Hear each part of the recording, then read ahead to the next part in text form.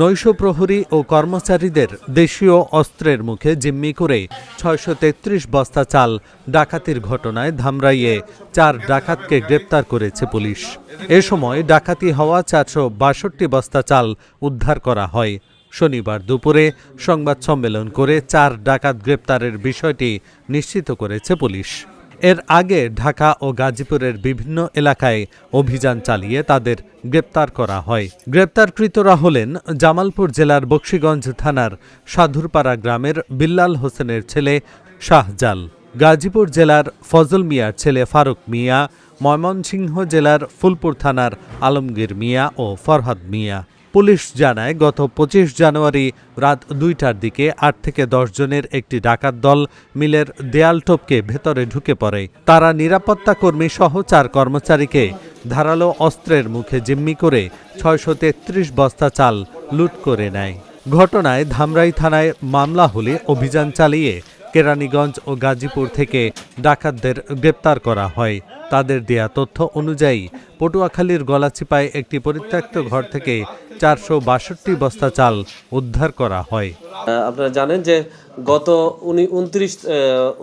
২৬ জানুয়ারি আমাদের বিসমিল্লাহ auto rice mill আমাদের পৌরসভার মধ্যে ওনারা আমাদের কাছে একটা অভিযোগ পাই আমরা যে ওনাদের রাইস মিল থেকে প্রায় ৬ শতাধিক চাউলের বস্তা এখান থেকে ডাকাতি করে নিয়ে যাচ্ছে। এই ঘটনা জানার সাথে সাথেই আমাদের অফিসার ইনচার্জ তার টিম সহ আমরা ঘটনাস্থলে যাই এবং ঘটনাস্থলের সত্যতা আমরা এখানে পাই যে একটা ট্রাক যোগে এখান থেকে চালের বস্তা নিয়ে যাওয়া হয়েছে।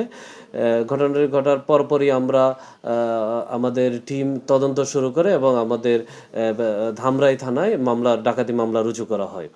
পরবর্তীতে আমাদের অফিসার ইনচার্জের নেতৃত্বে আমাদের ধামরাই থানার টিম বিভিন্ন ভাগে ভাগ হয়ে আমরা ঘটনার তদন্ত শুরু করি যে আমাদের যে ঘটনা ঘটেছে এই ট্রাক চালের বস্তা সহ ট্রাক কোথায় গিয়েছে, কারা নিয়েছে, এই ঘটনাগুলো আমরা তদন্ত শুরু করি।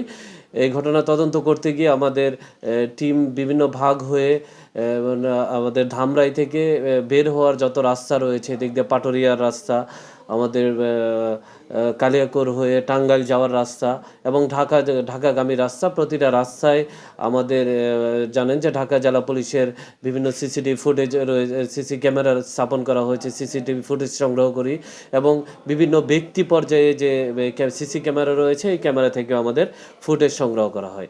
ফুটেজ সংগ্রহ করার এক পর্যায়ে আমরা দেখতে পাই যে আমাদের সন্দেহভাজন ট্রাকটি আমাদের বরিশালমুখী কোথাও হয়তো গিয়েছে, এই ধরনের আমরা আমাদের এই ট্রাকটি শনাক্ত করি। শনাক্ত করার পরপরই আমাদের টিম ওই বিষয়টা নিয়ে কাজ করতে থাকে এবং ২৯ তারিখ পর্যন্ত নির্বিঘ্নভাবে তারা অপেক্ষা করতে থাকে যে আমাদের সন্দেহভাজন ট্রাকটি আবার ফেরত আসে কিনা। এবং ২৯ জানুয়ারি আমাদের এই সন্দেহভাজন ট্রাকটি আমরা দক্ষিণ কেরানীগঞ্জ থেকে উদ্ধার করি এবং দক্ষিণ কেরানীগঞ্জ থেকে উদ্ধার করতে গিয়েও আমাদের টিমকে দেখার সাথে সাথেই বেপরোয়া গতিতে ট্রাক চালাতে থাকে এবং এক পর্যায়ে আমাদের টিমের যে গাড়ি রয়েছে এই গাড়িটিকেও আঘাত করতে চায়। তো আমাদের টিমের সতর্কতার কারণে এই দুর্ঘটনাটা ঘটেনি। তার পরবর্তীতে আমরা তাকে চেজ করে আমরা ট্রাকটি উদ্ধার করি। সেক্ষেত্রে ড্রাইভার ট্রাকটি ফেলে দৌড়িয়ে পালিয়ে যায় প্রথম পর্যায়ে। পরবর্তীতে আমরা ট্রাকটি জব্দ করে থানায় নিয়ে আসি এবং তার পরবর্তীতে আমাদের ৫ তারিখ আমরা যে এই ঘটনার সাথে জড়িত আমাদের ৪ জনকে আমরা গ্রেফতার করি। এই ৪ জনকে গ্রেফতার করার পর আমাদের যে টিমটা কাজ করছে, আমাদের এসআই কাউসারের নেতৃত্বে একটা টিম, এই টিম তাদের জিজ্ঞাসাবাদ করে। জিজ্ঞাসাবাদের এক পর্যায়ে আমরা জানতে পারি যে বরিশাল বিভাগের বরগুনা থানাধীন পটুয়াখালী থানাধীন গলাচিপা কোনো একটা জায়গায়, পরিত্যক্ত জায়গায় তারা এই চালের বস্তাগুলো প্রাথমিক পর্যায়ে লুকিয়ে এসেছে যেন পরবর্তীতে তারা এটা বিক্রি বা অন্য কিছু করতে পারে। এবং এই ঘটনার সাথে জানার সাথে সাথেই আমাদের যে টিমটা কাজ করছে তারা এখান থেকে বরগুনা চলে যায় এবং বরগুনা জেলা পুলিশকেও আমরা অবহিত করি। তাদের সহযোগিতায় আমরা পরবর্তীতে ৪৬২ বস্তা চাল উদ্ধার করে আমরা এখানে আমরা ধামরাই থানায় নিয়ে আসি এবং আসামিদের ইতিমধ্যে আমরা বিজ্ঞ আদালতে প্রেরণ করেছি।